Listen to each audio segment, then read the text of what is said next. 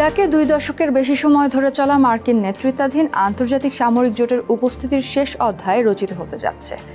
সম্প্রতি এক গুরুত্বপূর্ণ ঘোষণা দিয়ে ইরাকি প্রধানমন্ত্রীর কার্যালয় জানিয়েছে, আগামী 30 সেপ্টেম্বর দেশটিতে অবস্থানরত মার্কিন নেতৃত্বাধীন জোটের সামরিক মিশনের চূড়ান্ত মেয়াদ শেষ হচ্ছে।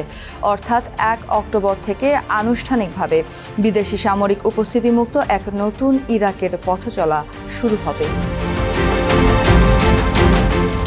2003 সালে তৎকালীন ইরাকি শাসক সাদ্দাম হোসেনকে উৎখাতের মধ্য দিয়ে যে মার্কিন সামরিক অভিযানের সূচনা হয়েছিল তা দীর্ঘ পথ পরিক্রমায় নানা রূপ নিয়েছে।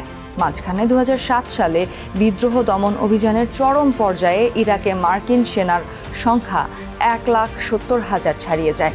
পরবর্তীতে 2011 সালে মার্কিন সামরিক বাহিনীর শেষ দলটি ইরাক ছাড়লেও 2014 সালে জঙ্গি গোষ্ঠী ISIL বা ISIS এর উত্থান ও বিশাল এলাকা দখলের পর ইরাক সরকারের আমন্ত্রণেই মার্কিন বাহিনী পুনরায় সেখানে ফিরে আসে। তবে আইসিসের ভূখণ্ডগত পরাজয়ের পর 2021 সালে যৌথ সামরিক অভিযান বন্ধ হলেও একটি ছোট আকারের সহায়তা মিশন চালু ছিল, যা 2024 সালের চুক্তির ধারাবাহিকতায় এবার পুরোপুরি গুটিয়ে নেওয়া হচ্ছে।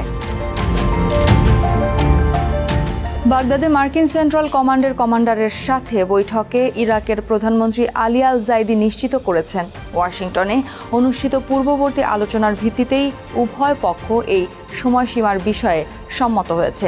ওয়াশিংটন এই সিদ্ধান্তকে তাদের যৌথ সাফল্যের অংশ হিসেবে দেখছে। একজন ঊর্ধ্বতন মার্কিন কর্মকর্তা জানিয়েছেন, আইসিসকে পরাস্ত করার মূল লক্ষ্য অর্জিত হওয়ায় এখন থেকে পেশাগত সহ ইরাকের নিজস্ব নিরাপত্তা বাহিনী দেশের নিরাপত্তার মূল দায়িত্ব পালন করবে।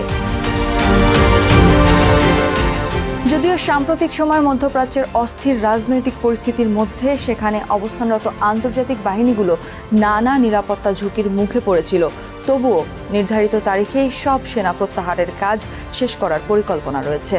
ইরাকি প্রশাসনের মতে, সব অস্ত্রকে রাষ্ট্রের একক নিয়ন্ত্রণে আনা এবং বিদেশি বাহিনীর বিদায় নিশ্চিত করা দেশটির অভ্যন্তরীণ উন্নয়ন, স্থিতিশীলতা ও সার্বভৌমত্ব রক্ষার জন্য এক অপরিহার্য শর্ত।